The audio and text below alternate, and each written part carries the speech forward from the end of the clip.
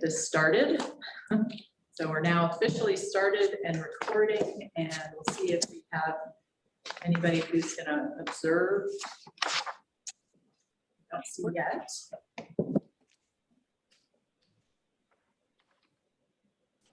I don't see any attendees at this point. I know there should be a couple coming on because I sent out an invite or two. Oops.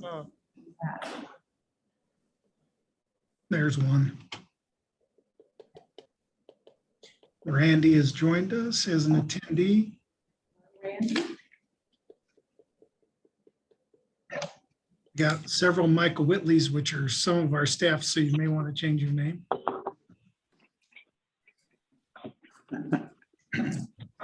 Tell Michael I like his red hair. Yeah. So, so for those of you who just came on or sitting there patiently waiting, sorry, we're running a little behind because we're having to relearn what it's like to have meetings in person and all the equipment that goes along with that, and then get set up in the room and everything. So we're running a little bit behind, and Frank is not here, but we're expecting him, and Rex is going to join us probably too. So we have to go ahead and get started, and then when Frank joins us, he can take the reins and lead us on. So, so welcome everybody, and our first item is the adoption of the agenda, other than roll call, and I've got all of your names down, so I don't know that we need to do a roll call. We know who's here at this point. So we can probably move on to the adoption of the agenda. Leslie, it would be nice to know for me to know who's there. I can't tell. Oh, okay, yeah, you can't see us, right? Okay. Well, so on the Zoom, we have Olivia, Michael, Linda, and yourself. And in the room, we have Drew for board members. And then on the Zoom for staff, we have Matt Lafferty, Don Threewitt, Michael Whitley, and Alyssa Martin. And in the room here, we have, and I'll get to the commissioner here in a moment too, but we have myself, Leslie Ellis, Eric and Amy White and Eric Freed. And then Commissioner Shattuck McNally is here with us also in the room. Thank you so much. You're welcome. And if there's anything else that you need some visual tips on, let us know. I'm still bald. Thank you. Okay. So if we're ready, we'll move on to the adoption of the agenda. Yep. I move to adopt the agenda as printed. I second.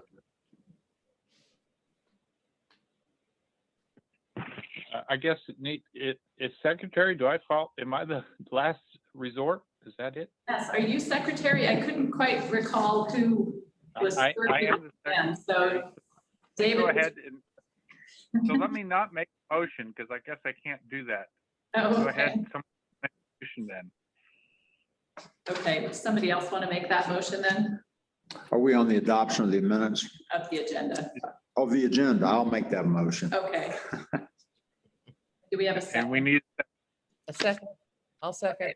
Yeah, okay. Second. Great. all right. All those in favor say aye. Aye. Aye. Aye. Those opposed say nay. Okay. And those who abstain, say abstain. All right, that seems to pass unanimously, if I understand correctly.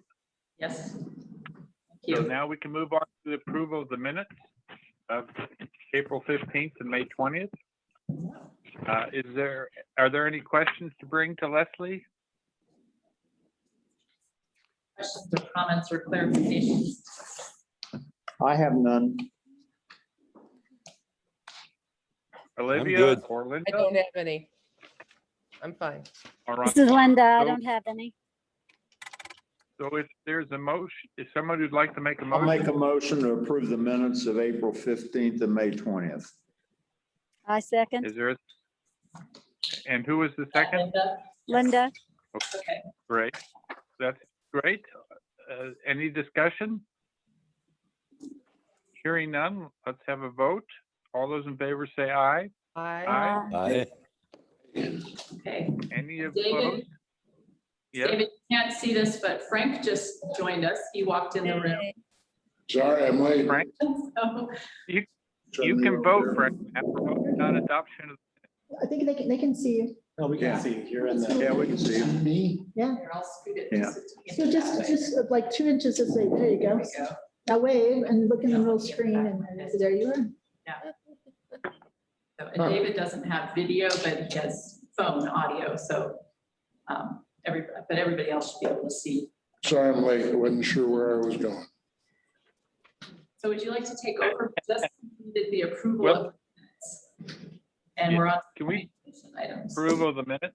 We're part of the way in the vote. Can we just vote, let Frank vote and I'm sorry. Oh, I voted. Yes, you voted or opposed?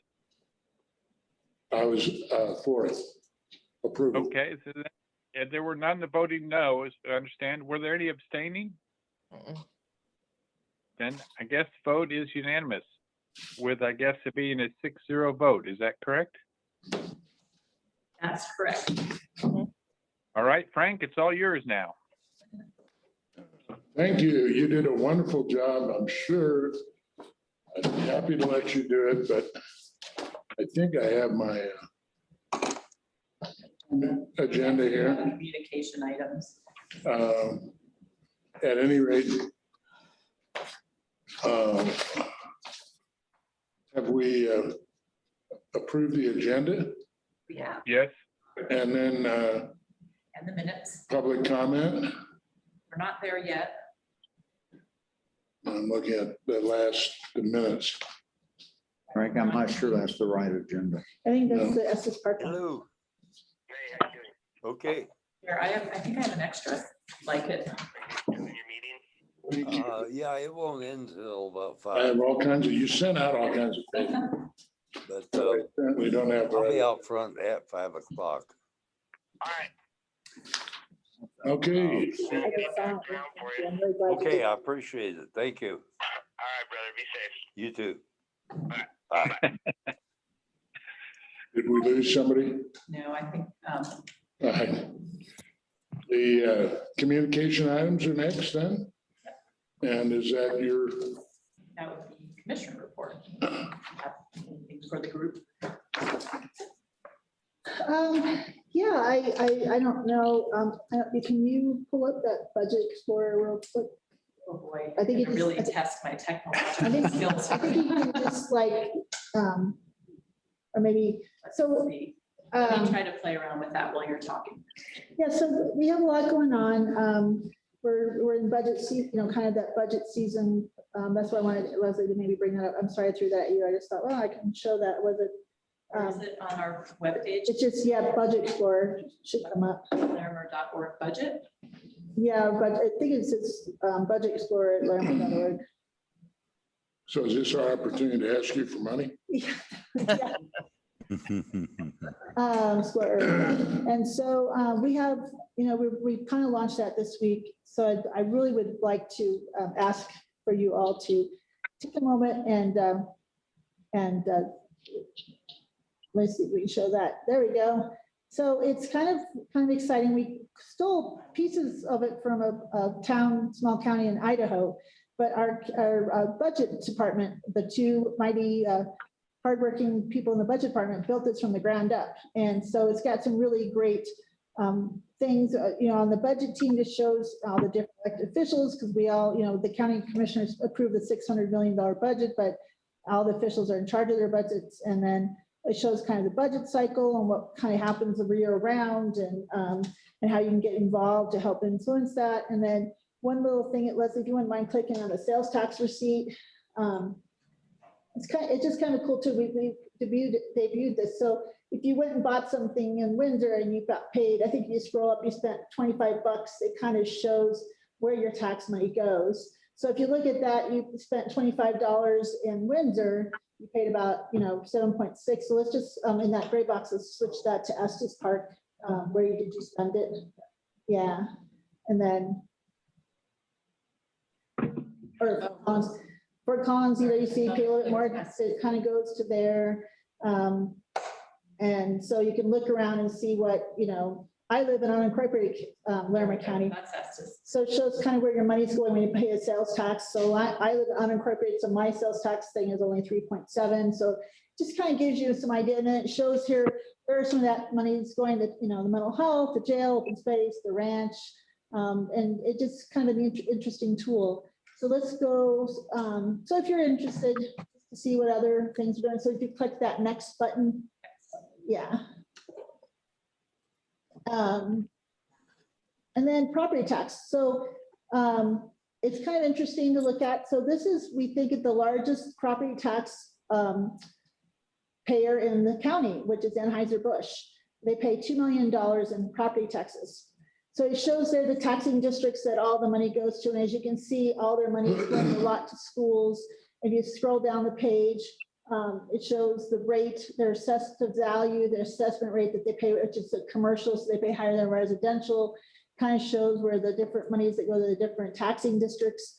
And so that's just kind of an interesting thing to look at. And if we go up, they may want to put their, and then we're suppressing names and stuff, but if they might want to put their address in there. I think with 1212, what did she say? 12. She did 1212. What did she say her address was? Earlier today, in Estes Park. She said 1212 something. Type in, maybe start typing in Estes. Here, I've got 1681 High Drive. Yeah, try that.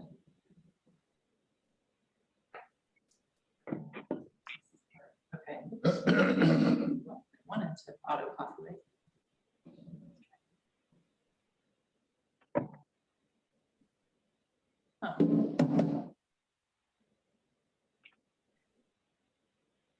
There it goes. There it is. Oh, that disappears. Okay, sorry, it's probably operator error. Okay. There it is. But no, it's not letting me. It disappears before I can select it. That's weird. What if I just, No, it's typical. right? Well, anyway, so you can go in there and see, look at different, areas. One area in Thompson River Ranch, which is east of Loveland, has a bunch of metro districts. So like this place house here, One Aspen Drive, pays $2,000 in their house. This is actually a really good example. So we used this the other day. They pay about a house about $350,000 in Loveland. It's not in a metro district. And what they're paying is about $2,000. You go look at a house in the Thompson River Ranch area, same value of house, and they're paying over double. They're paying $4,700, and half of that is going to a metro district. And a lot of folks maybe don't understand that when we're buying homes and looking at that. So I think it's really important, a tool for folks to look at. So there's just something to go play on. You can snoop on your neighbors and see all this, but we're suppressing certain names and stuff. But this is all publicly available information anyway on the treasurer's site. If we can scoop up to the top again, the next. And this is just, you can see the different departments. If you just want to hover over like the sheriff and some of these things, it shows their operating budget, how much money goes into what. We spend a lot of money for the jail and operations. We can look at planning. Where's your department? Small in the scheme. Yeah, but let's just say natural resources, our open spaces and stuff, showed where some of that's going. And so it just shows you where the money's going out, how we're spending it. But what I really like to ask for your help on, so this is fun. We had our budget, assistant budget director come and give a. Olive green, it's not named. Not named, sorry, I'm trying to find community development. There it is. we go. There it is. So that's our, department here, community development, that, Leslie's, and these folks in planning, code compliance, building inspections, and the Humane Society. That's way too much money for building inspector. That's all paid So- for through revenue. Yeah, and that will all Oh, explain. that's right. I gave you money today. Yeah, so that's, if you're interested, that's where you can go. So for Scoot Up, this is where I'd like to have your input. The next part there, it's just that, here's the capital project tracker. So you can see we have a lot of projects between IT and fleet, and behavioral health is coming up. Natural resources, we started our last kind of new campground in Carter Lake for that building envelope. And then you see the jail improvements are very large. We have to improve, the pods and the medical center there. So it helps you keep track of all of that. And then the last one, but I really would love to have your feedback. Wellington is beating everyone's engagement right now. I don't know if you, Leslie, could scoot up to the top again and we'll go to that input page. I think that's the next one on the next slide. Yeah. So it's your turn. So I'd love for you to go on and play around and you, there's the budget and you can kind of see the little eyes up next to the public safety and some of the things will explain what you can and can't do with the money and what we have to statutory do. And it's kind of, there's some information that kind of lets you go, explains it, you put in your zip code. Like I said, Wellington had a ton of people go in and do this. So to make sure that the viewpoint from Estes is being, we're just using it to see what part of the counties are, information, but the little eye thing, the blue eye thing will give you information about what that means and kind of submit your budget and see what you think. And it's a good information tool, but where do you think we should be spending our money?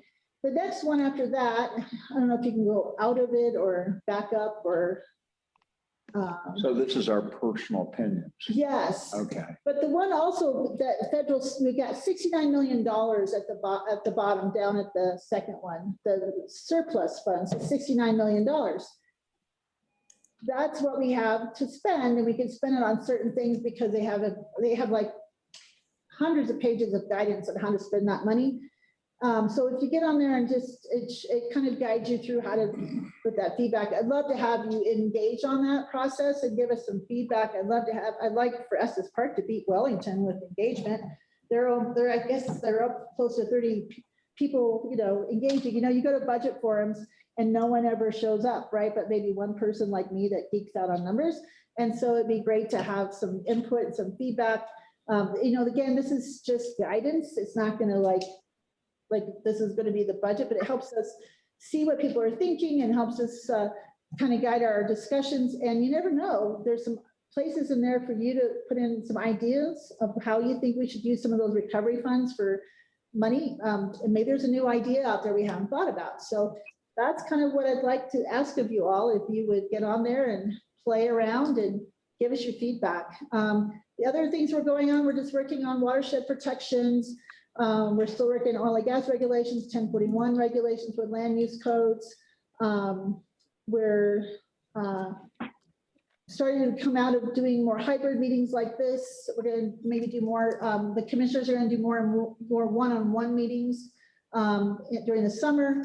And yeah, I'll just leave it at that. I think I wanted to focus on this budget tool, and I have to give a big kudos to the budget department for building up from scratch. It's kind of a fun tool. So. And this tool is brand new. Brand new, 3 weeks up. Oh, wow, that's great. And they built it in probably 2 months or less. So we have a fantastic IT, and well, actually, I could go on about every department, planning, community development, everybody. It's kind of cool.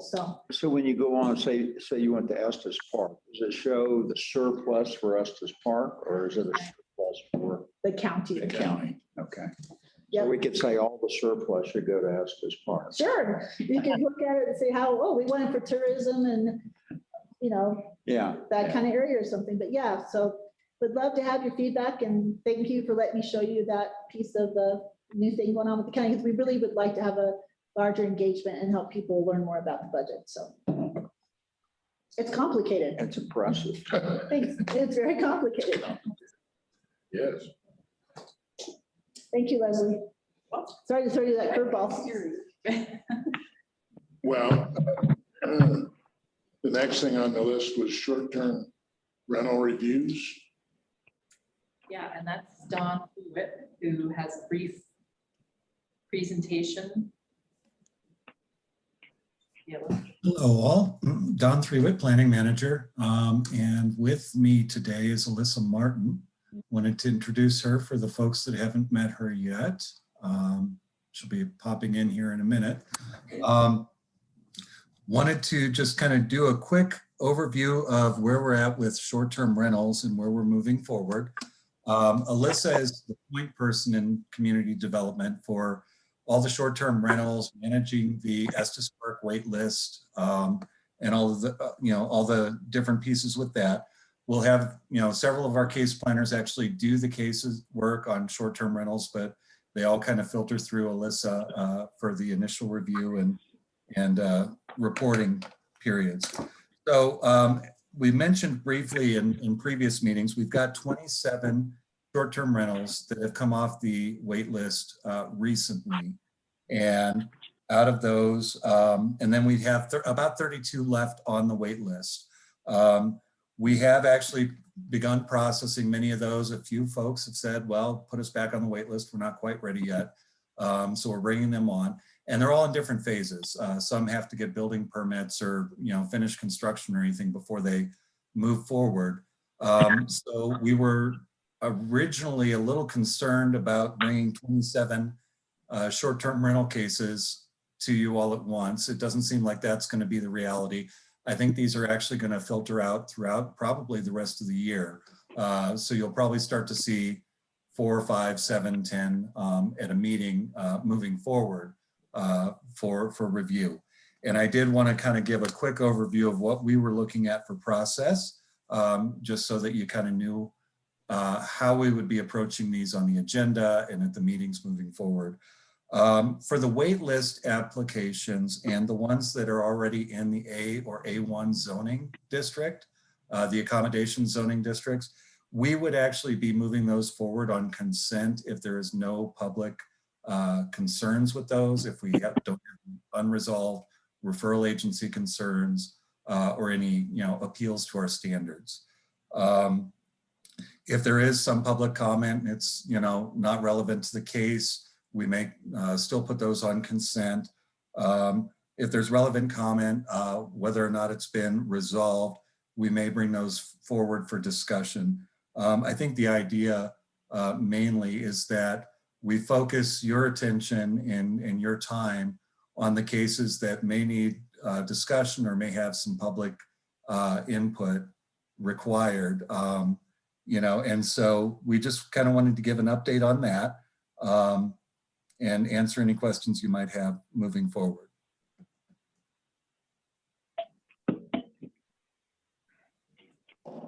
Anybody have any questions for Don?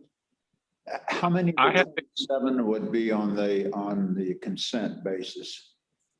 About I'm sorry, I missed the question there.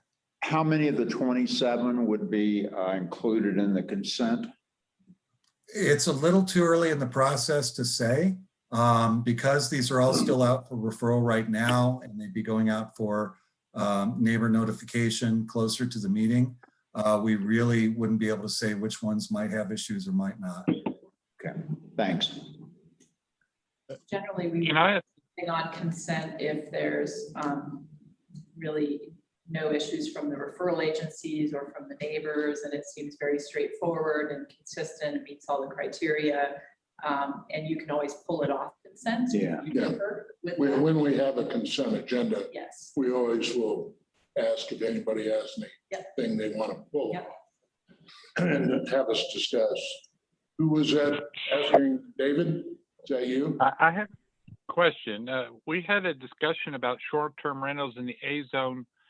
Like I believe Fawn Valley was an example where you had more than one unit in the facility that wanted to be a short-term rental. Would those things be going on a consent agenda? I understand there was a significant safety concern. I can't speak to any individual case. I don't believe the case you're referring to has an active application in right now. But as Leslie said, if there are concerns that are unresolved, in a lot of cases, staff will work to resolve any of those concerns, whether it's building concerns, engineering concerns, health, fire. We'll work to resolve any of those concerns before the cases would move forward for your review. So a lot of times what you'll see that may come in for discussion are cases that have a higher public interest. Maybe the neighbors, have concerns about the STR in the area. But generally a lot of the technical type pieces are settled before we move those cases forward. And those are gonna have to be Okay. processed as an appeal also until we iron out some of the code issues that we've been talking about. Right. Good. Okay. So those will stay on appeal. That's what I wanted to make sure. I should have asked that question. So All right. that's useful to. Any other questions from, Michael has his hand up. there's a hand up. Michael?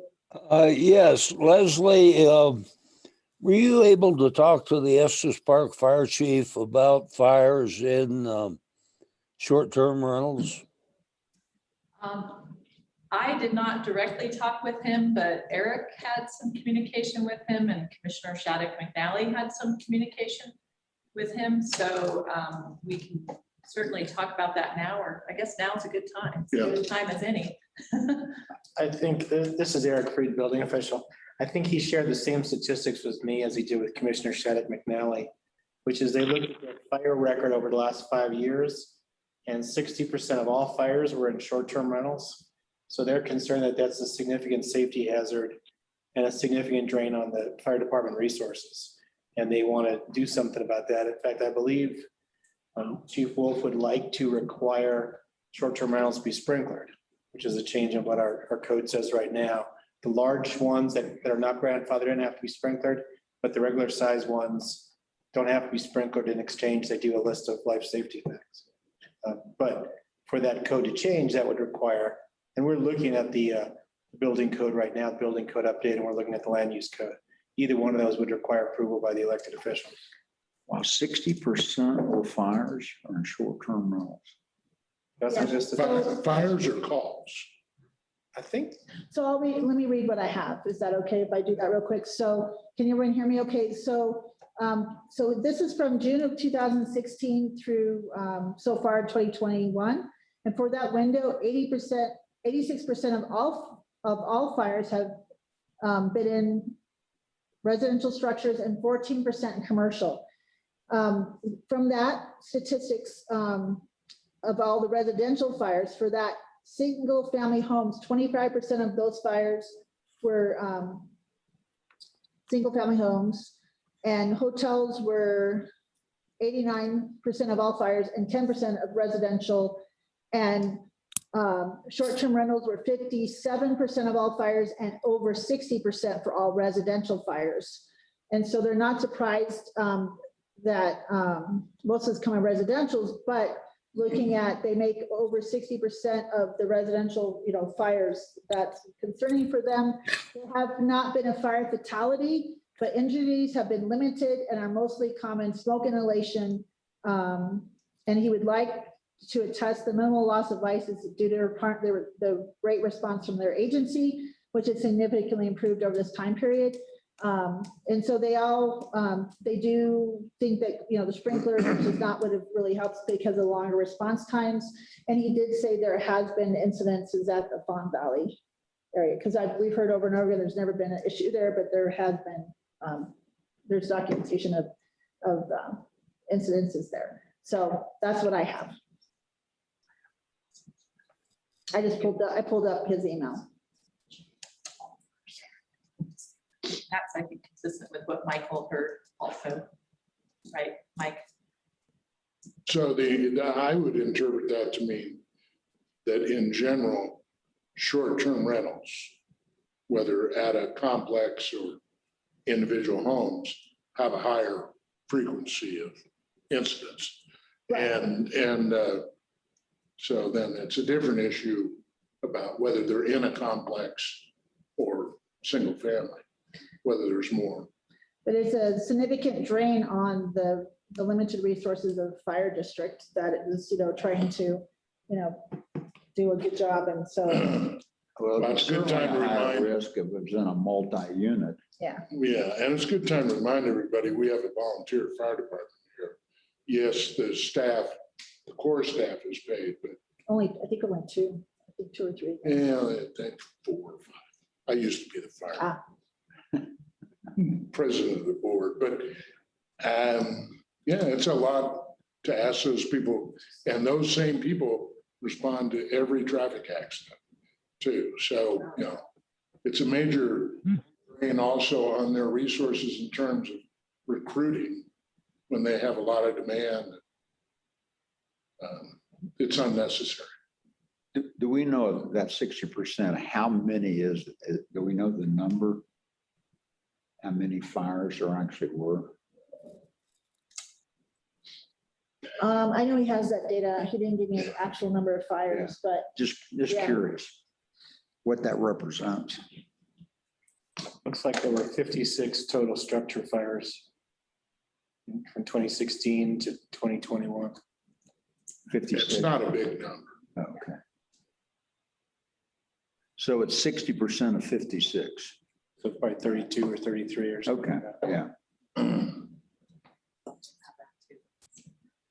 That's enough. Hundreds or something. Yeah. All right. Yeah. Any other questions for Don? Do we have any? I have, oh, go ahead. I have a question. Is this the time to talk about short-term rentals accountability or anything like that? Or do we save that for another discussion? We can talk about it now. I would say if it's going to be a longer conversation, maybe we want to flag it and continue at the next meeting too, just so that we, because we are limited in this room until 5:30, and we do want to make sure we have time for some of the comprehensive plan items. Right. Did you have a specific comment you want to make, or? Well, I'm hearing quite a few of negative stories living near short-term rentals in some areas. On Whispering Pines, there are in a very short distance, 4 or 5 of them. And so some neighborhoods have a lot, and some neighborhoods, I'm fortunate, I don't have any.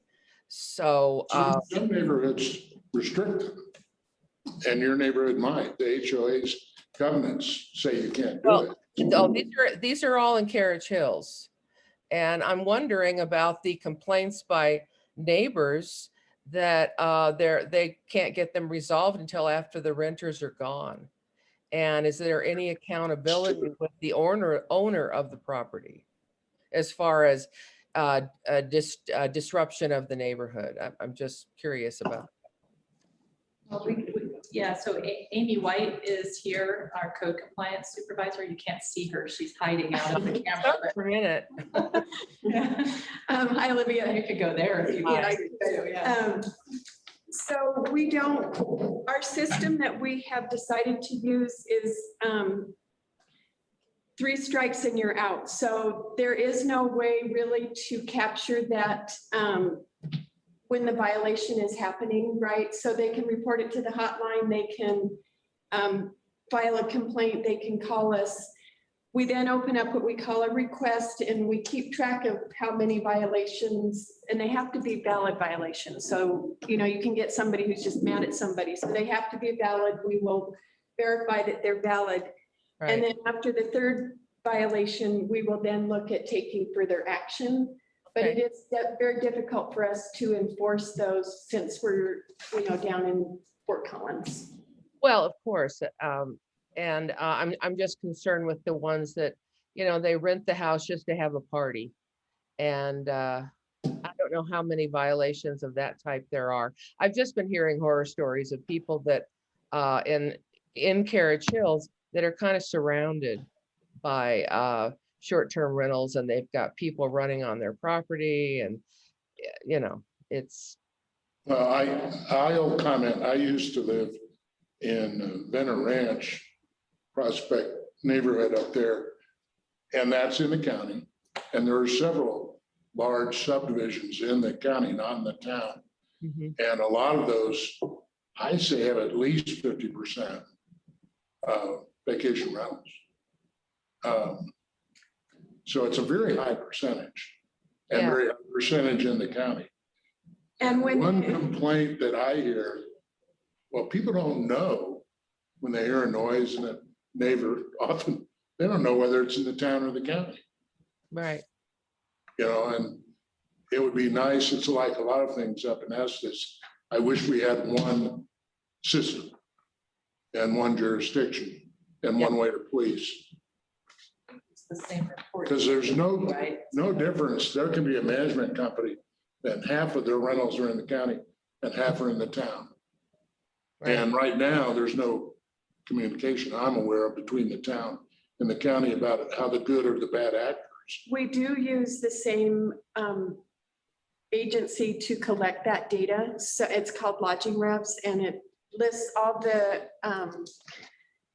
well, they crawl, I think, 35 different websites, Airbnb, VRBO, HomeAway, all of those out there. And then they identify all the ones where there are what they consider active listings. And then we go through those and try to, make sure that they're either approved or not. But there is the hotline that is the same hotline for both. And Olivia, I'm not sure if you got that, but I can forward you that hotline number. That's the easiest way for people to report that. And then we look at that on a daily basis. Well, not on Saturday, Sunday, which is when a lot of the violations occur, but that's the easiest way. That is manned 24/7. Oh, okay. Yeah.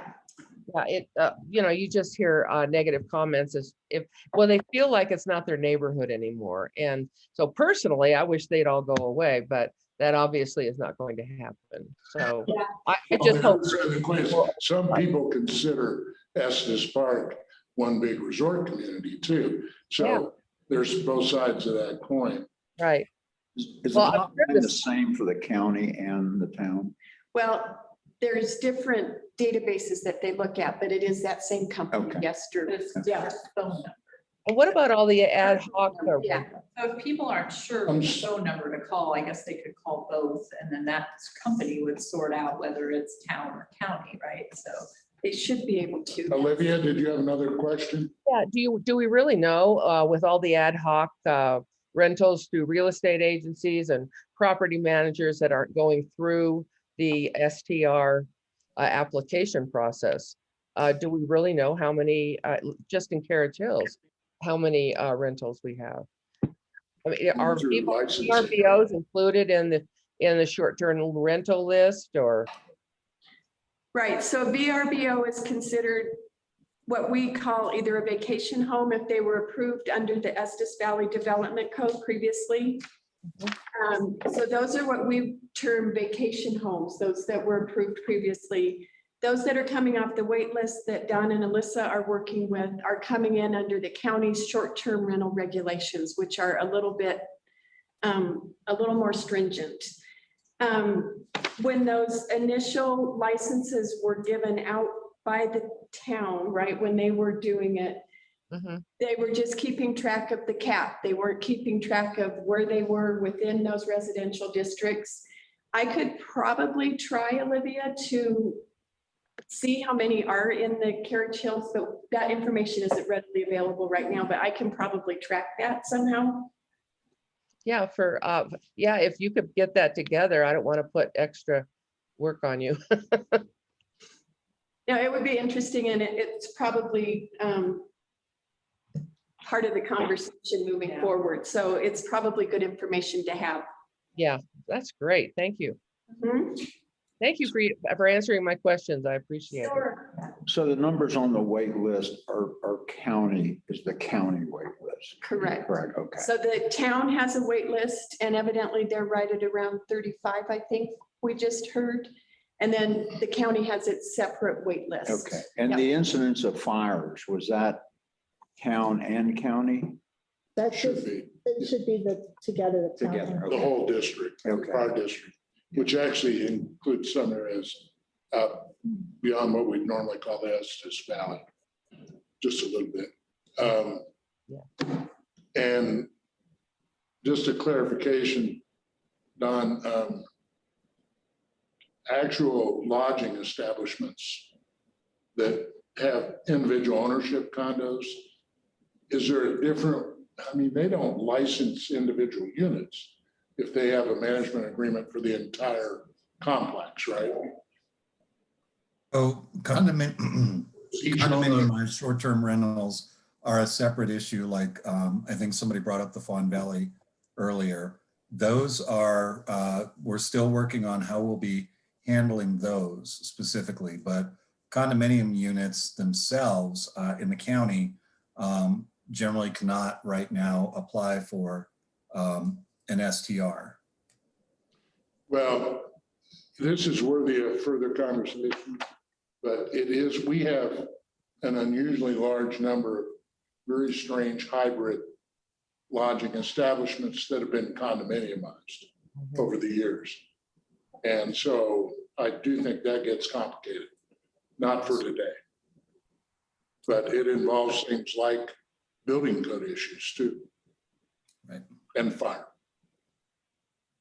And where that gets tricky is that the short-term rental or vacation home is one kind of a transient accommodations use, but they're basically supposed to be a home that's rented out as a vacation home. That's the way the building code was written, single-family homes or duplexes. So Fun Valley was basically built as a large hotel, Right. minimized. So they have rented it out on a short-term basis, but they're not what we call a short-term rental under the residential code because they're not a home. But that is a much more involved conversation. But there's all kinds of weird hybrids. Some allow people to live in them. Some don't. I could go on. I owned and operated one that did everything. And it's confusing. So I would suggest when it's appropriate, that's an additional conversation we could have. And I'm sure it'll be a hot topic in the comp. Yeah.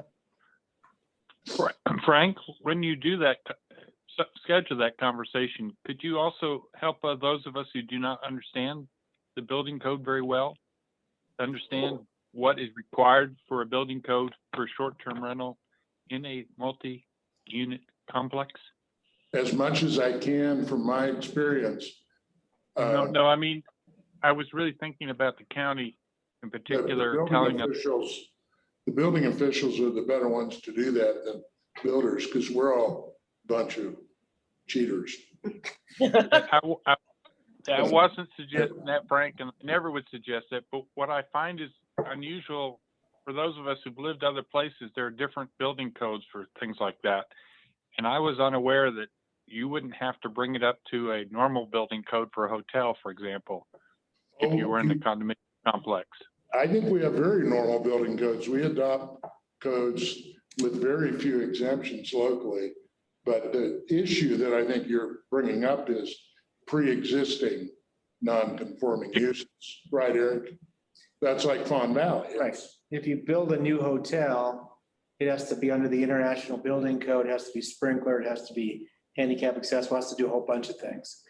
But Fun Valley was built actually before you even had a building code in the county. So it's non-conforming. So, and it was being rented out on a short-term basis for a long time. But there is a unique thing in that we came up with this vacation home set of rules to allow them to be handled as homes and not as hotels, so that they wouldn't necessarily have to be sprinkler to be handicap accessible, but in return, they had to do certain safety things. So that is unusual for Larimer County and Estes Park.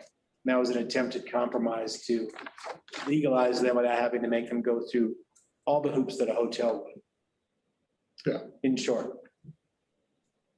But we could certainly make it clear, and I've built multifamily units, duplexes, freestanding rental units, and there really aren't a lot of differences whether they're rental or not.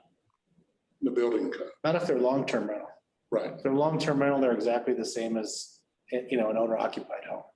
It's the nightly rentals and the weekly rentals that are different. And long-term, we refer to as anything over 31 days. Right.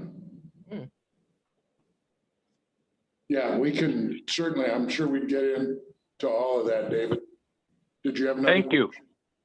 No. That's perfect. It's complicated, and safety is a challenging issue. I want to make sure that if people come, they can leave.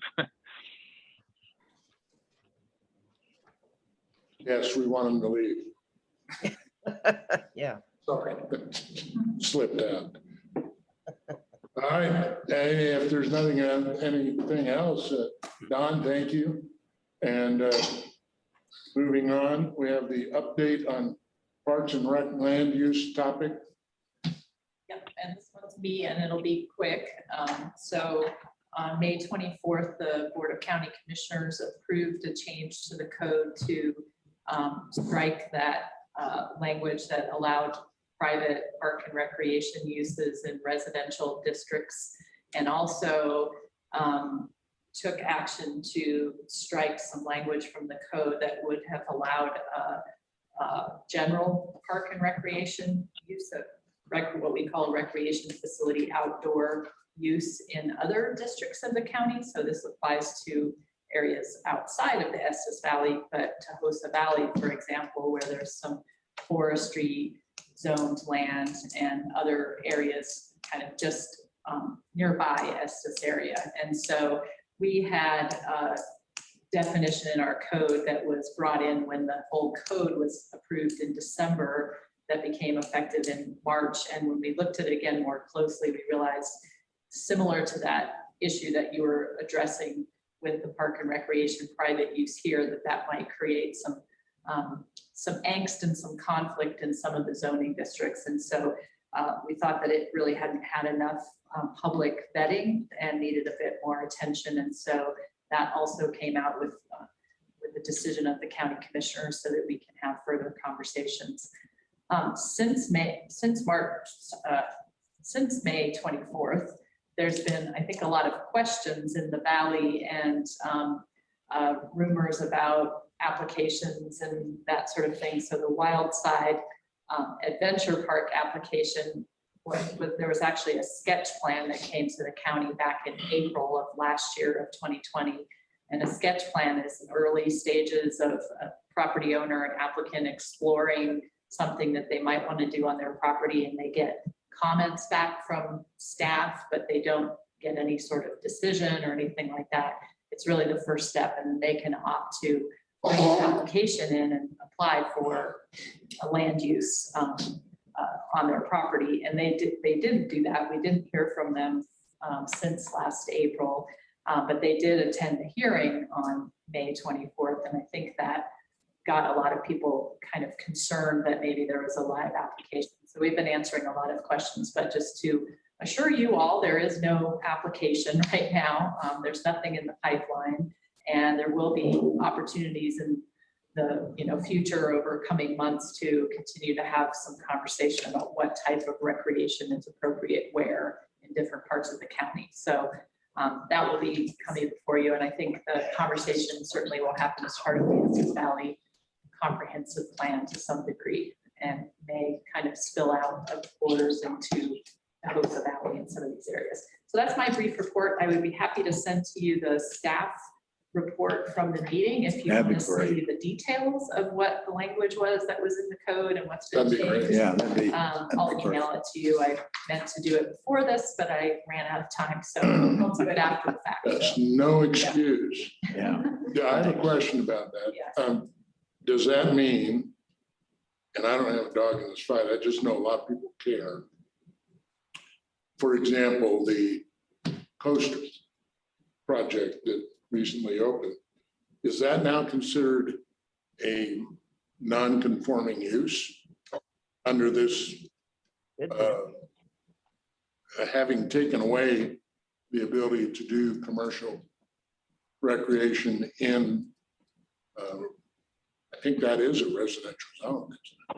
Yeah, I guess in essence it would be. So anyway, I think they've said this already. Specifically, but yes. If they were to try and do any other additional expand or something, stuff, yeah. they have to probably rezone. That's correct, yeah. And Michael's on here too. I know he's the person who was here and watching that project Oh, from Michael. start to finish, so he may be the best one to answer. So Michael, is the history there that everybody agrees if they were to do any additional commercial development over there on that property, they would have to probably rezone? Unless the land use code was changed to allow that same use in the RE zoning district. I believe the property zoned EVRE, which is Estes Valley Residential Estate.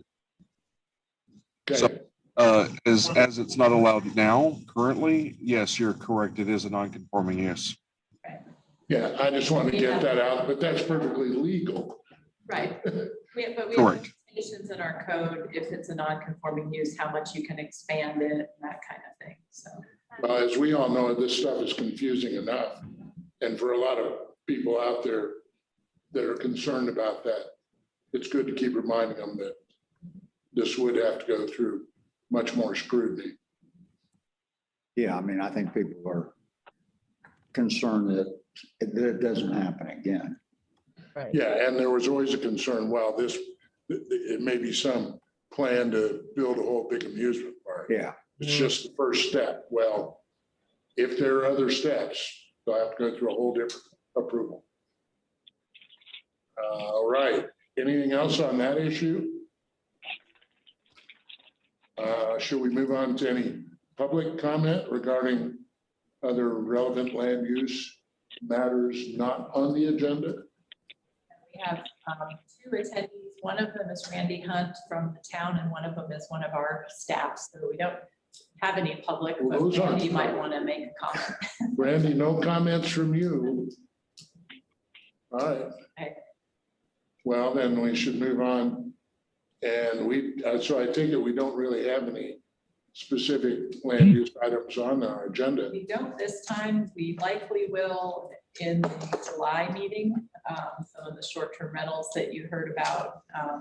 And we'll continue conversations around the comprehensive plan at the July meeting. So I think what we have left really for our remaining time here is to spend some time on the Estes comp plan kickoff items and hearing your input around that, and be ready to take some of that back to the consultants and share it with the town's advisory committee next week. And then you all saw the note too about having a joint meeting with that group in August. So hopefully you're holding the date for that.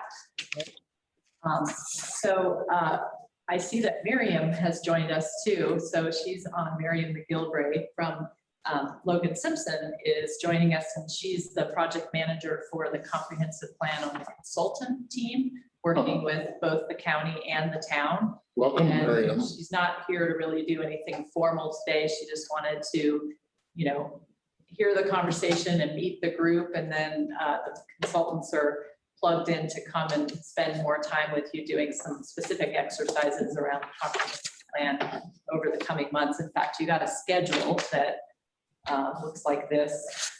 So that indicates when they'll actually be coming and doing more formal activities with you. But I know she wanted to just hear the conversation and meet the group today. So Miriam, do you want to just introduce yourself really quickly? Yes, great. As Leslie mentioned, my name is Miriam McGilvray, and I work with the consulting firm Logan Simpson, based in Fort Collins. And we're really excited to continue the work up in Estes and with the county. And specifically, I'm really excited to work with you guys as advocates for the unincorporated county surrounding the town. And hopefully you can give us some insight into how to best engage with that community that's outside those town boundaries. Give us some key insights on what the issues are. And as you see in the schedule, we want to bring you in throughout the planning process at key milestones. And so as Leslie mentioned, over the next few months, you'll get an invitation to speak with us one-on-one. We want to make sure that we can have some FaceTime with you or phone call time right off the bat and get your personal perspectives on just some foundational information about the area and the town and what some of the issues you're wrestling with are. And we'll also pull out a questionnaire, first questionnaire as part of the joint process on the town's project website, which is still in process. But that'll be the first opportunity for the general public just to start weighing in and getting notified about what's happening, get involved, sign up. So you'll see some information about that, and hopefully you can pass that link on to your neighbors and the folks that you see every day. And then, as Leslie mentioned also, I'm just reiterating what she's already prefaced. We do hope to have a larger joint meeting in August with the Comp PAC and the Town Planning Commission. And that will really hopefully be an in-person meeting that can really get everyone in the same room and workshop some visioning ideas and see some of the materials that we're pulling together this summer. Okay, anybody have any questions for Miriam? I do. Where'd you go to school? Well, I went to Smith College for my undergraduate, Uh-huh. and I went to get my master's in Denver. In urban planning? In urban planning. Well, have you rural planning, yeah. have you spent much time in Estes yet? I have, yes. I'm actually a Colorado native, so I know the area pretty well. Well, sometime when you're up here, you should get a hold of somebody, and I would gladly volunteer, other than a staff member, no offense, to drive around Estes and with somebody who knows the town and the politics and the different demographics of it, to get that. I'd like to be on that To ride. be perspective. I give a very entertaining tour. I bet. So By the way, feel free to call. by the way, Miriam was instrumental in the adoption of the preparation and adoption of the Larimer County Comp Plan. So very familiar with a lot of our policies and practices and everything that goes on in the county. So she brings a lot of local experience to this game. So it's great. Well, I only asked where you went to school because I taught urban planning for a while. And I won't say where because it isn't where you went to school. But I'm sure those are fine schools. That was a good plug from Matt too about the county's comprehensive plan. So we did bring some hard copies to this. Thank today, you. And two of you who are here can take those. We can leave a few. I don't know if you see the other board members. Otherwise, we'll make sure we get those to you at another time. But you also have links. You all saw the links that we sent out. We're all terrified to see each other. We'll break some sort of state statute. And I just want to say it's an award-winning comp plan, so. Oh, good. Yes. We're excited to work with Miriam and her team again on this and have her get to know this community, more directly too as we go forward. Just a comment. And I'm in one of the pictures. I was gonna say there's lots of pictures. Just a comment to what Frank said. One of the things that I have difficulty sometimes understanding are the lines between the county and the town. And I mean, looking on a map is one thing, but boy, it would really be interesting to be able to go out with someone who really understood where these town and county lines are and really understand that. I would offer to give that to her, and we need to get the commissioner to come on. I think that would Hearing be, some interest in doing some touring around and time is right. We can all get into a van together. Otherwise, maybe we can design a tour, sort of a self-guided tour where you could drive around and check out some different We don't want the staff. sites.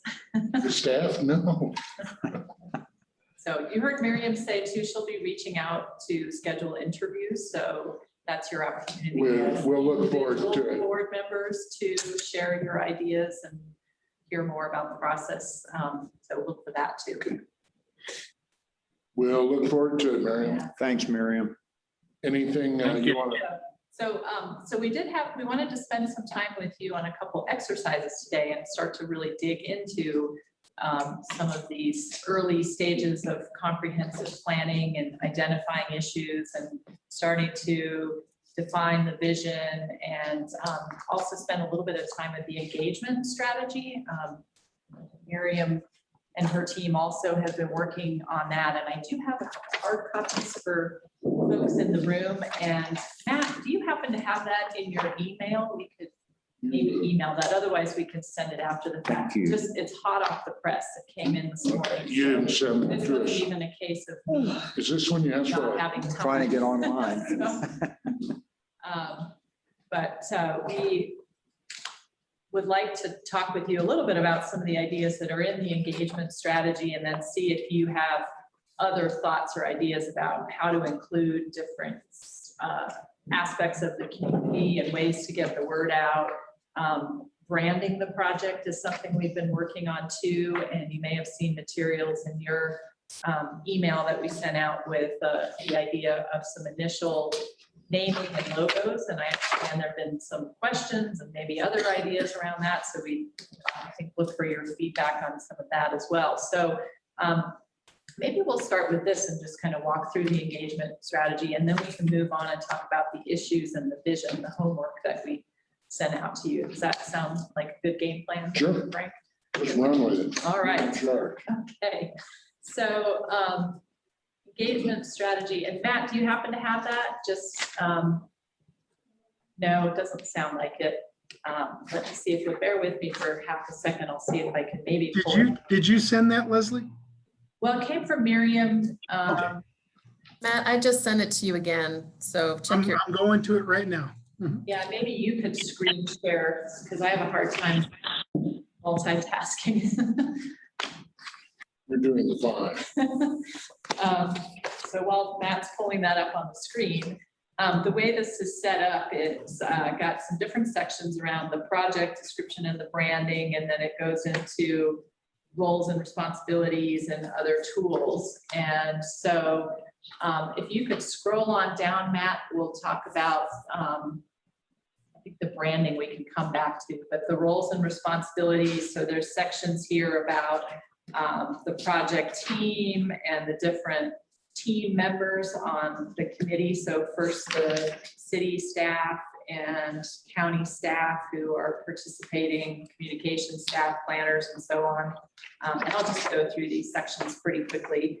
So then it goes on to the comprehensive plan advisory committee for the town, and the membership of that group shows up on page 3, and basically describing the role of that group to be to review and comment on the content of the plan as it develops, and weigh in on the big decisions and enhance the plan with expertise.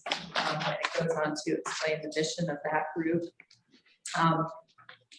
Similar for the Estes Valley Planning Advisory Committee, starting on page 3, describes this group and the role on weighing in on decisions. And this language comes out of your bylaws, so it wasn't necessarily specific to this plan, but we can certainly enhance that if that would be useful.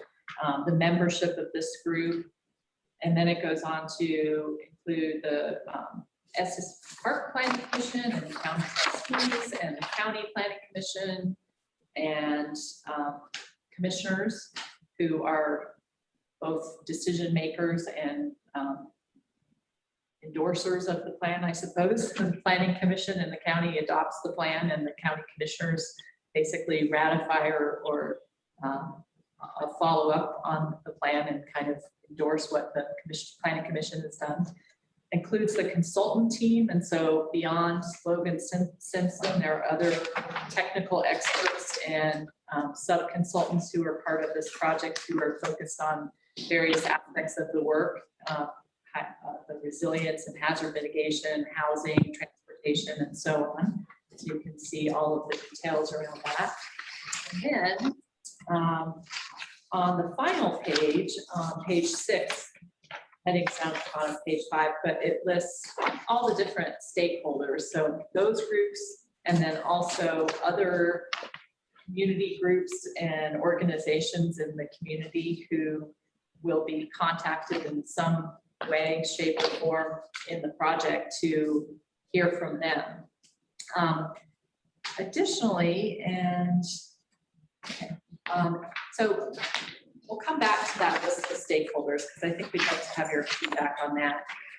Just to kind of close out what's in this, the rest of the engagement strategy. So there's some sections here on making sure that we track demographic information, and it describes the approach and different ways of doing outreach and so on, starting on page 9, and then goes on to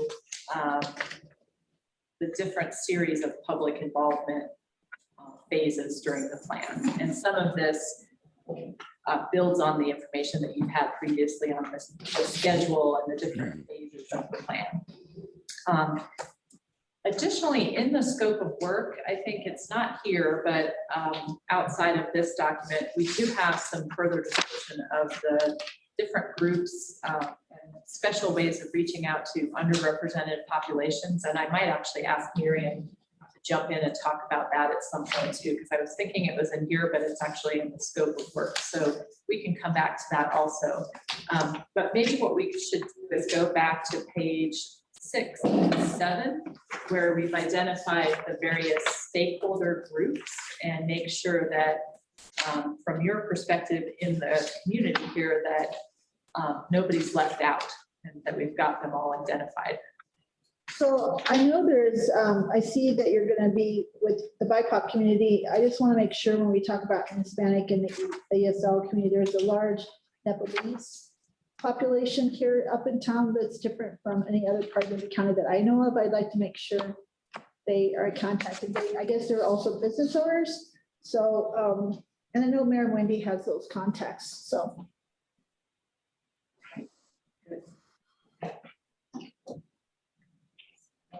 At the moment, we can't see the other folks Have on the we screen got to see if anybody's a got way their to hand raised or anything, but just do try and if we- outreach to the Hispanic community? Yeah. I think Wendy has those contacts. Well, we have some. Yes. And that's definitely on the list, and there are definitely some special strategies to make sure that we hear from folks who, you know, English is a second language, and making sure that there are ways to communicate with them and hear feedback. Well, just my own specific interest I'm aware of, there is a Estes Valley Contractors Association. And I happen to be the willing but current president. And some of the nonprofits, the Watershed Coalition I see on here, at least for the time being, the chairman of the board there. And the groups that are working on the wildfire issues include the Watershed Coalition working with a group to do an update to the Community Wildfire Protection Plan, CWPP. And we just signed a contract to start that work. So. And there's some other nonprofits. I don't see the land trust on here. Yeah. They're under agencies. Are they on there? Okay.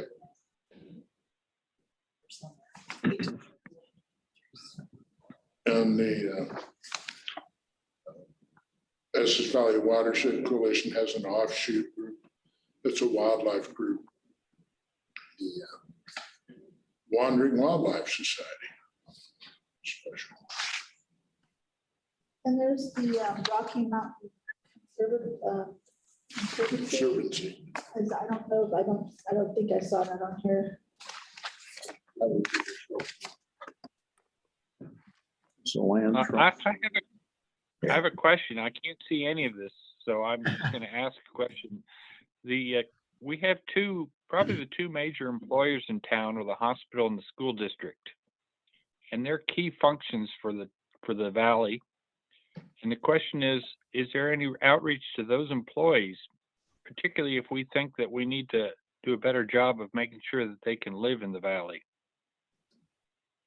Yeah, the only thing listed here, David, is business owners / employees.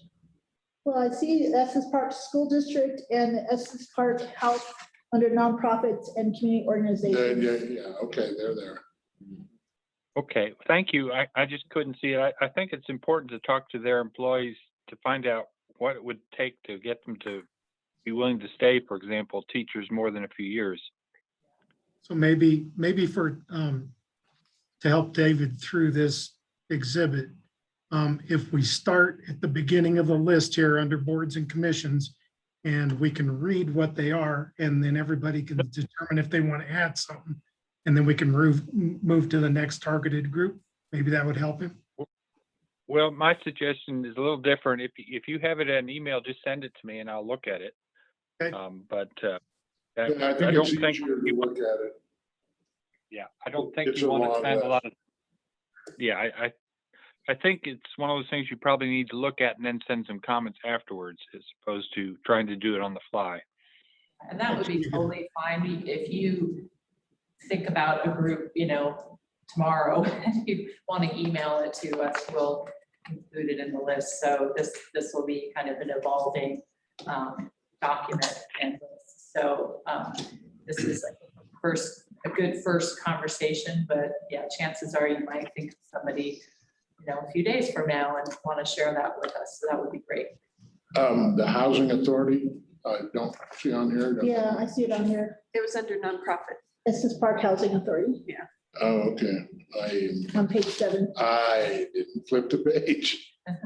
Yep, there's a page 2. So this question may be a little premature, but how will all of those organizations be contacted, and what's the expectations from those contacts? Yeah. Well, at first through stakeholder interviews, so reaching out to president or chairperson or, head of the organization, and then later by hopefully leveraging some of their contact lists and reaching out through, as David mentioned, if maybe the hospital is willing to allow to reach out to their employees and do some sort of communication, then, it's kind of a networking process. But yeah, I think the first step is interviews and then building the list and having email. So interviews with the key people Right. in those organizations. Right. Mr. Kennedy has his hand raised. Yes, I've got a terrible internet connection here, and my ride back to camp's about to arrive, so I'm going to leave the meeting. I'm sorry I'm not there full time, or I can't hear half of what's being said. Oh, dear. But, I wish you all a good evening. Thank you very much, Mike. Thank you. Thank you, Michael. Have fun and send us any email comments or suggestions you have once you get off the horse. Okay. One of the things I would recommend, you may want to add the Estes Park Health Foundation to this list also.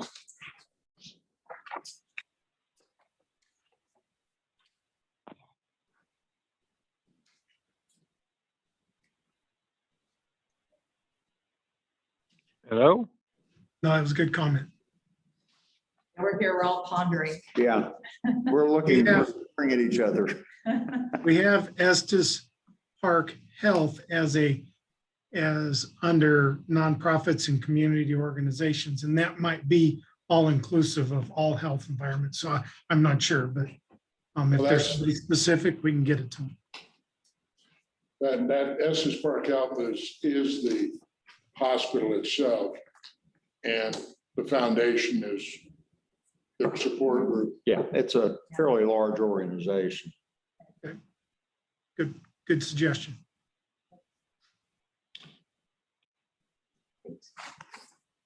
All right. Well, we could probably move on to the next item unless there are any final comments or questions about the engagement strategy.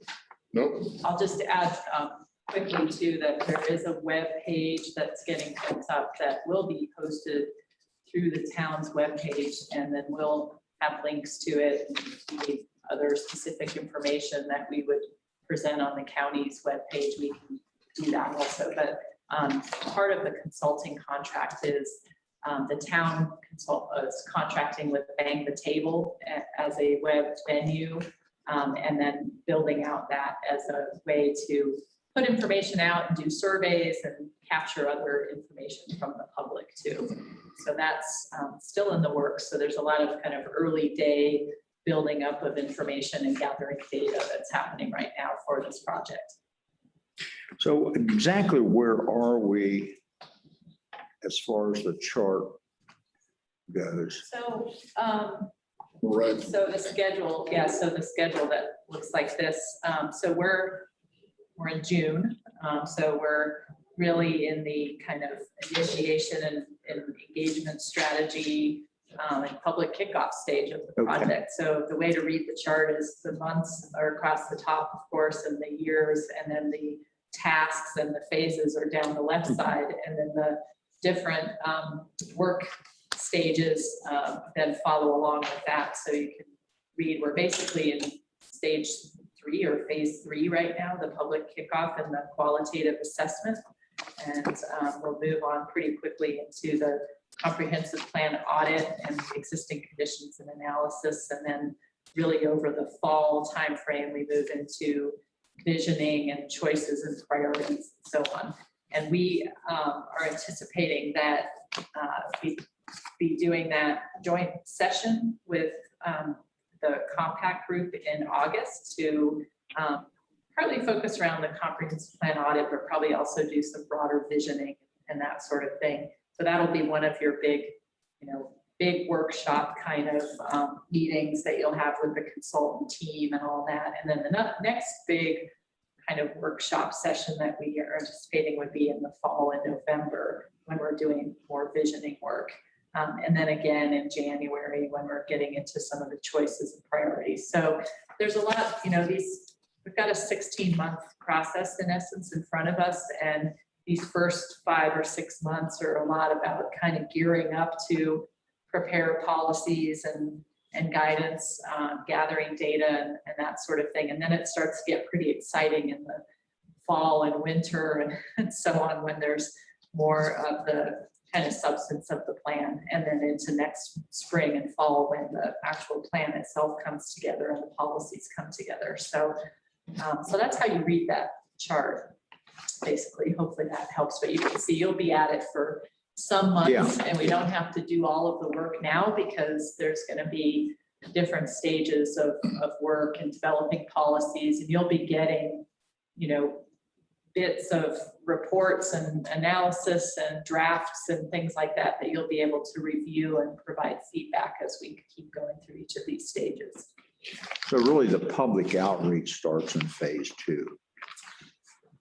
As I read this. Well, not entirely. I mean, Yeah. there's public, they're doing the interviews and they're doing, the engagement strategy. But yeah, as far as like the big events where, we'll pack this room full of people, or we'll get a bunch of people out at the park to do something, and we'll have online things. A lot of that will be more as you get into the visioning stage of the plan. And Miriam, if I'm saying anything off base, just chime in and interrupt me, because hopefully I'm saying the right things. Okay, so yeah, so that's what's ahead. So yeah, if you feel like you're not, we're not like writing policies yet, don't worry too much, because that's ahead of us. So so that's a bit about the schedule, and we sent you some reading materials and some background information. Hopefully you had a chance to dive into that a bit. Copy of the Estes Valley Comprehensive Plan, a copy of the county's comprehensive plan. So you've got, all kinds of background and reading to kind of bring yourself up to date on where we are with historical comprehensive planning in the area. And that brings us to, I think, the homework that you did, where we asked you to start to identify what you think are the most important issues that we should be working on as we start to do this comprehensive plan. And I know a couple of you sent your homework ahead of time. Rex was one of those, and David sent his, or no, Drew sent yours. I don't right? think I. David sent his. David. And then others. He's much said, more efficient than I am. And then we said, come to the meeting to be prepared to have this conversation. So we were thinking we'd do kind of a roundtable discussion here and just hear what your thoughts are. We asked you to each think of, 2 issues. Maybe we could start with 2 issues, but of course, if you've got 3 or 4 you want to share, we won't completely cut you off. Now, would you like us to write these up and send them to you? Ideally, you would do that, just Okay. because that's helpful, and then we can Okay. share it with the consultant team. And Great. what we've tried to do here is parallel the exercises and the activities that are happening with the compact group. So they were asked to do a very similar thing and come to their meeting next week and have the conversation. And then, all of this will feed into information that the consulting team are collecting and putting together as part of the audit and part of the early stages of the planning. So, and so if we can spend a little bit of time on the issues, and then we'll move on to talk about your ideas for vision, either words or phrasing around what you think is kind of important. And I do want to reserve a little bit of time on the branding question, because I think that was something that the compact group talked about. You may have some good ideas on that too. So, so maybe since we've got about 35 minutes, maybe we spend 15 or so on the issues, and then we go on to the other topics after that, if that sounds okay with you. Sure. Yeah. You want to represent Rex? I can see if I can find his email, and then I can represent him, but why don't you I carry didn't on while I print try that to. email. Do you have it? No, I didn't. Okay, I'll see if I can find it. So if somebody else. I don't mind, wants I to don't dive in. mind starting. Go right ahead, please do. Okay, we have our expert facilitator on board here, so she'll help us take notes. So one of the issues that I see, and I spoke with Leslie and with Commissioner this morning about this, is what I call conservation versus development. And one is the maintaining and preserving the uniqueness, character, lifestyle, historical heritage, and the environment and open space of Estes Park versus providing opportunities for intelligent development and growth, economic stability, job creation, affordable housing, and things like what David was talking about before with education, healthcare, is getting people to come to Estes Park and stay. So I see that to be a very important issue in this comprehensive plan, is balancing those two things. And I've gone back and looked at some documents that go back a number of years, and this is not a new problem or not a new issue. I mean, this has been talked about for many, many years, but that's one that I identify as an issue.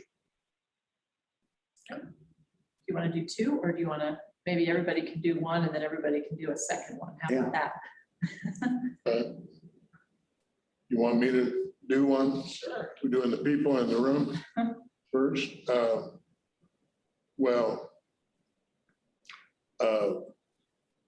One of the issues that I think is like an elephant in the room is governance in the Estes Valley. And we've trended over the last several decades towards more unified governance. And we now have a valley-wide fire district, the school district, cooperative agreements on policing, and the health district, the rec district. I think there's a recognition, just from a pragmatic point of view, that we are one community. And we're especially so because we're isolated.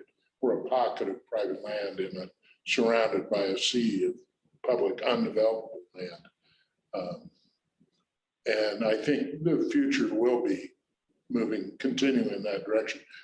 We had a joint planning staff and commission and one land use code for the whole valley that unfortunately, in my opinion, unfortunately, we don't have anymore. But I think that will come back up. So I think the issue of governance is one that is occasionally covered in comp plans. It's not mentioned in any of the work docs so far, but will continue to bring it up that I think it should be. So you're saying governor should be a part of the comprehensive? It should be an planning issue process. that's discussed. What's the future of the governance of the Estes Valley? You know, I personally am an advocate for a unified government, and we have precedents in the state for that. You know, there's a lot of history. I mean, a lot of people live in the county. If you ask them, you know, if you explore annexation, for example, well, you got to go ask the people in your subdivision, what do you think? Would you like to annex into the town? And I guarantee you, at least a third of them will go, are you crazy? I hate the town. So there's some history. But that's the kind of stuff that eventually you work through. I think most people in their hearts ask that question, why are we? Now, Miriam, you look fairly youthful compared to me. Yes. So I don't know if you read much Dr. Seuss, but I like to equate Estes Valley to the Sneetches, which some of you may be familiar with the story of the Sneetches. There were two groups, and they were very artificial. Some had stars on theirs, and there were those who didn't have stars on theirs. We don't know up here half the time when they're talking to friends, whether they live in the county or the town, or neighbors. So I think that's an issue that should be added. Well, thank you. Why don't we move on to those who are joining us online and see what your issues are. Those of you, Olivia? You might need to unmute yourself. Yeah, there we go. I'm unmuted now. Yeah, one of my issues was, I think whoever went first said it much more eloquently than I did. But essentially protect Estes Valley land from incursion of commercial ventures by the town of Estes. That's a more negative way of, or paranoid way of saying to protect our county lands and not think up excuses to somehow have them be a cash cow for the town to increase their tax base. So I want to save county lands. And I'm very glad that that moratorium was taken out, or the violet plan was taken out, because I definitely am more red. So that was one of my issues. Thank you. So no Amazon distribution center, huh? No Walmart. No. It's too late. They already, well, never mind. Linda or David, do one of you want to jump in? I am down in Strasburg and I was out the last 20 minutes because of Wi-Fi, so I apologize. But I tend to agree with Olivia and what she just said. And I just appreciate the comprehensive plan, how we're gonna get all this input from everybody and make it work for all. Good, thank you. How about you, David? I put down two issues. One has been discussed in part, is that whatever the comprehensive plan is, it has to be sustainable. And some of the questions I asked, would it be a popular retirement destination if there wasn't a local hospital? Would it be an attractive residential community if more than X% of the houses were short-term rental? Would it be sustainable if the business sector were at risk? Sustainable is, I think, an important part of this equation. If we think about how things have changed over the last 10, 15, or 20 years, they've changed quite a lot. And to expect things not to change is probably not a good idea. But to me, that's important that we make it a sustainable thing. And we'd like it to be sustainable for a long time. But that does mean that you have to think about things that maybe some people don't like to think about, perhaps. The second item I had was it needs to appeal to the people of Estes Valley, and that means it needs to be working on identified core values, and particularly in emphasizing developing a win-win scenario for the community, not just a particular sector. And I know these are higher level than some of the direct issues that were brought up, but I think they're really important to make sure that and we're trying that when we looked at the list of all the different people to talk to. That's certainly trying to hear what people are saying. But there are a lot of people who don't have trust anymore. And we need to figure out how to make that trust come back.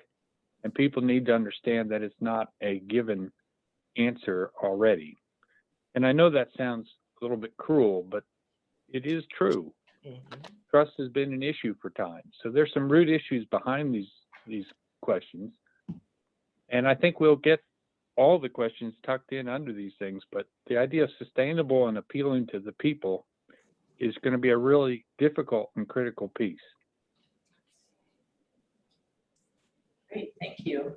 I do have Rex's notes, so and they're nice and brief, so I'll go ahead and read his two issues, which are actually kind of similar to what you said, Drew. So one of his issues is physically facilitating a year-round economy not reliant on visitors. And the other one was physically facilitating the preserving the natural setting character, sense of place of Estes Park and surroundings. So those are the two things that he sent. My second one is similar to one of his. What's that? Go ahead. Go down to Yeah. second round here. Round two. Yeah, I've got it. And this kind of covers what David said too. I said, continue supporting our hospitality and tourism business, which has been the lifeblood of the town and the county for a while developing a 12-month sustainable economic environment for the town of Estes and the valley. And, diversification away from focus on hospitality and tourism and creating incentives for sustainable development projects. And, I'm not saying instead, but right now we're a town of nonprofits. And I'd like to see us to be a town of entrepreneurs. I'm an entrepreneur. Well, I had changed course a little to keep it in the same vein. One issue I think I'd like to see addressed is balance in the community. Being on too many boards, that kind of thing. I think we see a lot of people who are retirees or semi-retired whose perspective on the community is they moved here to retire, they got a nice place, but there's also the working community, which you don't see represented on boards and commissions and that kind of thing. They're out working. And I think there's a balance, and it's getting a little out of whack. And all you gotta, what's that app with neighbor something, Next door. next door. Yeah, and I just glance at those, I don't sign on. But most of them are people looking for carpenter, painter, plumber, help, I can't do this kind of stuff. And I'm like, well, it's only gotten worse and it's only gonna get worse because people can't afford to live here. They're not gonna be here to do yard work, and being a contractor, I can tell you, I have a hard time finding people. And the people I do have are losing employees every day. And so, the fact that we don't have enough support for the working community and that people have to commute is going to only create more imbalance where we have less services available. And I think that affects the retirement community a lot, makes it less desirable. Not to mention people who want to hire people like government, the hospital, the schools. And the first thing they have to do is tell people, Well, you may not be able to find a place to live. Now, that's a problem everywhere, but it's especially bad here. And then you got to go into, well, you can't really afford to pay you as much as you could make down in Loveland. So I think that balance is real important. And that then incorporates dealing with how do you nurture a good local working community. Did any of you all have a second? Linda, Olivia? Yes. My second is the short-term rental issue. And I don't know if this is an issue for the comp plan. I think that it is covered, isn't it? Or is it the short-term rental issue in the comp plan? Yes, I think it could be a conversation in the comp plan is in terms of how it plays out relating to housing and relating to neighborhood character and Right. to a lot of those kinds of topics. Well, I wanted to comment on Frank's comment. We're trying to get a new fence put in. And I know some of it is from COVID, but I couldn't get any. I finally got one person here. I haven't seen them yet, but I called down to Loveland and Fort Collins and they said, there's no way we're going to come up there. You'd have to pay us driving. You'd have travel time. You'd have, we have too much work down here. Why would we go up to Estes? And that's the bottom line too. So it is an issue. We have to travel to get services, or we have to expect other people to travel to give us services. So I agree that is a problem. Does that mean they're I kicking think us out? that's the 15-minute call. Oh. Last call. You wondered why the lights went down. It got really dim in here all of a sudden. Well, you, Olivia, you just have to not have a fence and don't mow your grass. It's okay. I When know. the plumbing I goes know. out, you might be in trouble, but My expectations are too high. How about you, Linda?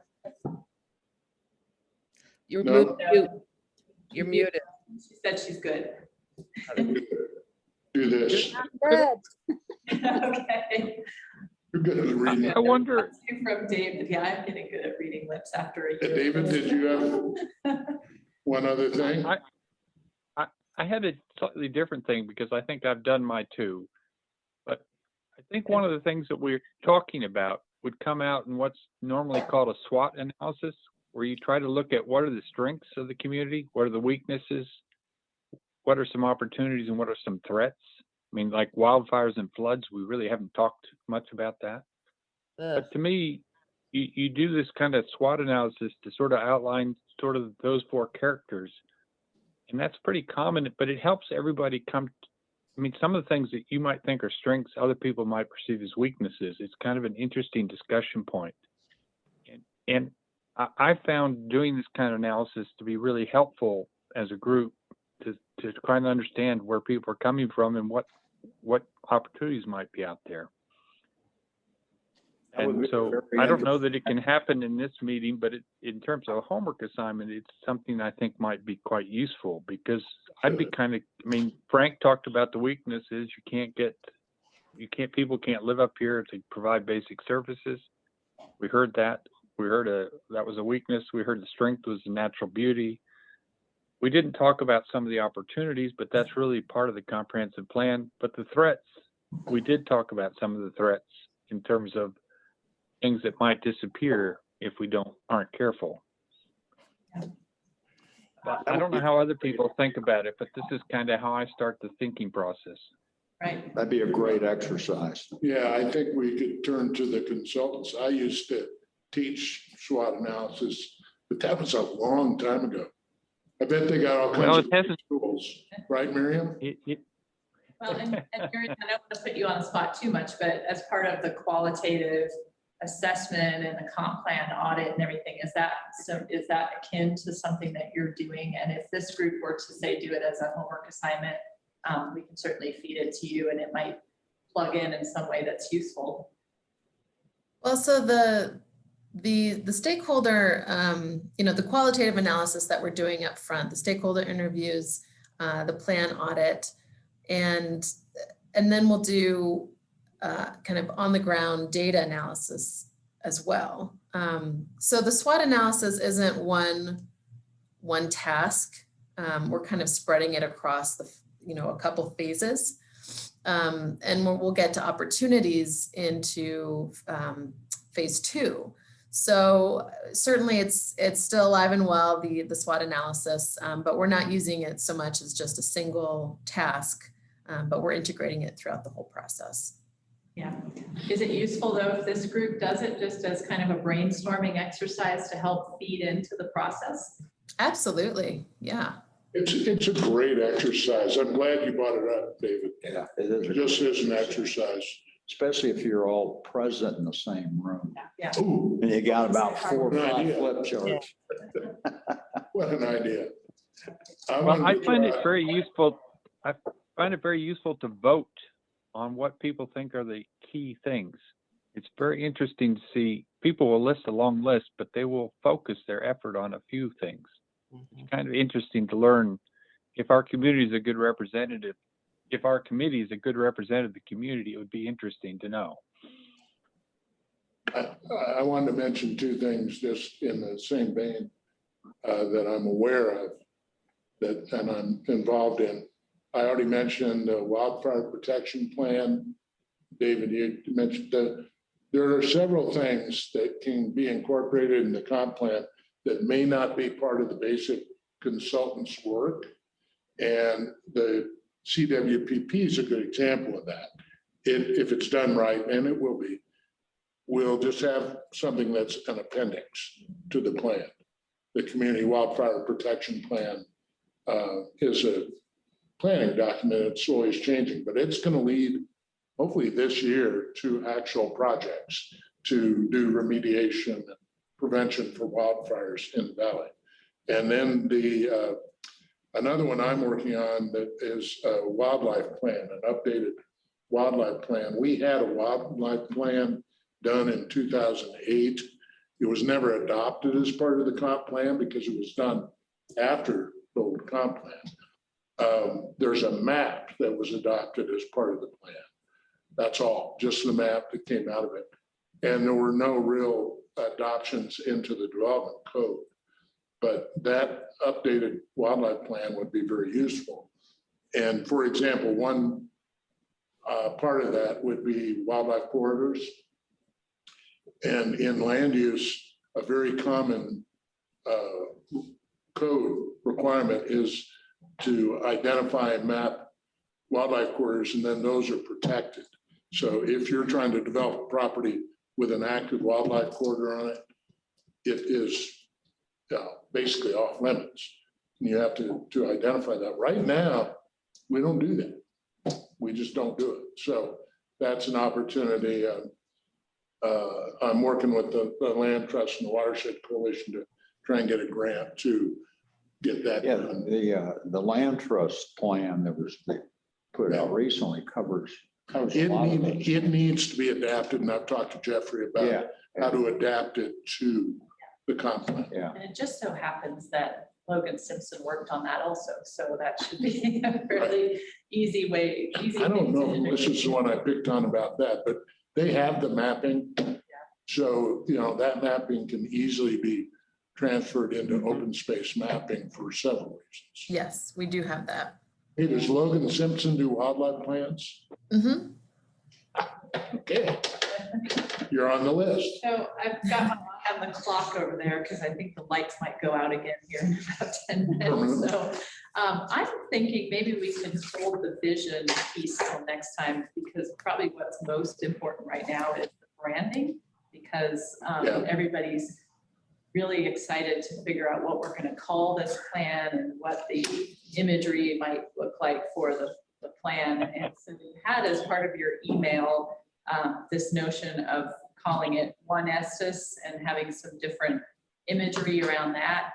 The compact group had this conversation, and I actually had to step out of the room when they had the conversation, but I understand there was kind of mixed feedback on it. Some thought it was good, some thought it needed sort of more work. And so I'd be very interested to hear what this group thinks. And the idea behind this idea of branding a plan is that we're working on a plan together as the town and county.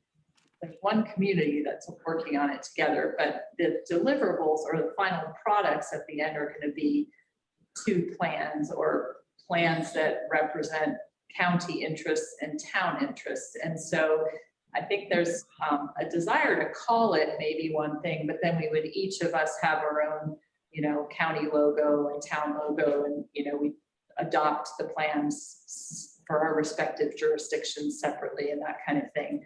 And the thought was, we could call it the Estes Valley Comprehensive Plan, but we're kind of in a different stage now where we're working together, but separately. We could rebrand it as something else and call it something fresh and new. And I think that was the idea behind the One Estes, that represents this idea that we hear a lot, that folks in the Valley see themselves as one community, and calling us something that suggests that there's a commonality or a unified planning approach might make sense. I think some of the feedback suggested that maybe One Estes Valley might be a way to build from that idea. So anyway, I'll stop doing all the talking. I'd be curious to hear what your thoughts are, and what was your response and reaction to the idea of One Estes and some of the imagery that you saw in those materials, or do you have a better idea that we should be thinking about? I wish I did have a better idea. I like it. Like it? If we follow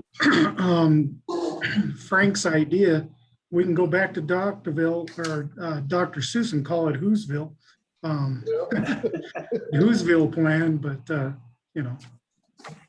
So let me ask it kind of a different way. Does anybody have a really negative reaction to that naming? Or is there something that just doesn't work for you around that? Or could it be tweaked a little bit, like the idea of adding the One Estes Valley or something? Or do you think it works great? Because I think we want to make sure that there's at least a sense that this works for the community as we go forward. And if it's really not representative of what you think of yourself as a community or what you think of this plan, then I think we want to go back to the drawing board. So did Miriam's group come up with this? I think Oh, it's good. kind of Okay. collective, Yeah.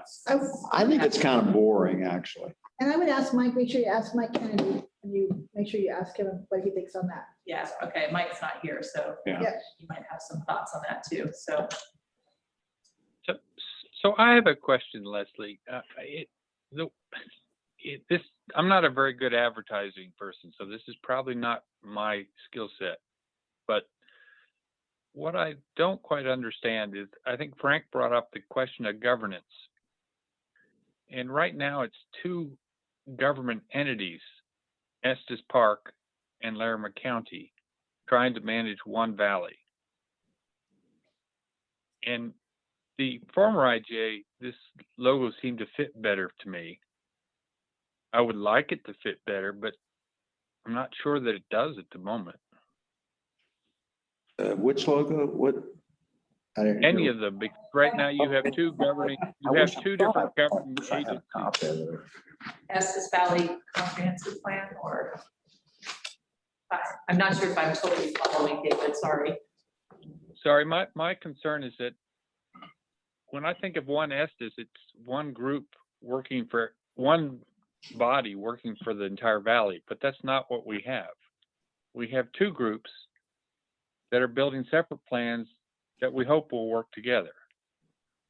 And so am I looking at a vision of where I think it would go? Then I'd love to have it be One Estes like with the previous IGA. But is that likely to be an outcome here?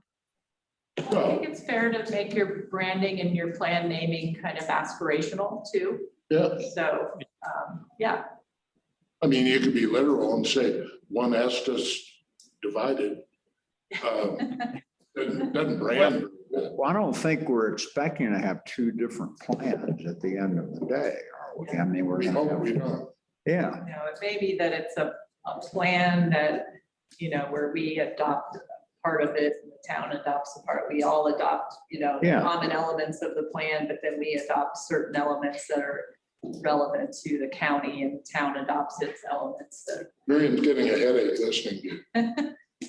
Well, the reason I ask that, for example, is if you live in the county and you don't want something to happen in the town, you have no voice at this point in time. And similarly, the town has not much of a voice to go into the unincorporated. And it's not that I want to be negative. I'm just trying to figure out, I would love to have an aspirational one. And I guess one Estes Valley, the Estes Valley sounds great to me, but I do want to make sure that we work on Frank's concept of governance. It was struck a strong chord with me. You can do they could have called the previous plan Estes Part 2020 with clear vision. We could call this 2040, and I think you can't see very good. Estes 2040. I don't know. That's probably what I am. I'm a very 2040. snarky person anymore. You don't want me to name it. I like one Estes. So I'm hearing a strong like, and then some kind of, it's a little bit boring. And maybe some uncertainty, and it sounds like we need to reach out to the other members too. So I would say, think about this for a couple days, and if you have any ideas to share, email them or send them. We want to sort this out soon, because otherwise we're calling it Project X for a while, but that's okay, Yeah. I guess, so until we figure it out. The X-Files. But we want to make sure we get it right too. And I know that with anything like this, we won't find something that everybody universally loves, but we'll hopefully find something that at least resonates with most people and feels like the right fit for most. So think about it a little bit, send any other thoughts or ideas or feedback that you have on that, and we'll share that with the consultant team too and get it figured out. And you finished, Red Scott. Congratulations. Yeah, I think so. And so we'll send you some guidance on the SWOT analysis approach and some follow-up homework. And then we'll plan to continue some of these conversations again in July with you, building on this conversation and moving forward. Great. Yeah. So Leslie, did you want them to send their issues or were you relying on me? I got pretty much, but if you. I'm gonna write. Yeah, we got Yeah. good notes, I think, but if Yeah. you do have them and you want to send. I'll write mine. I'll write mine up. Great, great. Yeah. Okay. Good, thank you. Any final closing remarks? If not, I'll adjourn the meeting. Too bad you guys are gonna miss a cocktail party. Yeah. Can I say one really quick last thing? Yeah.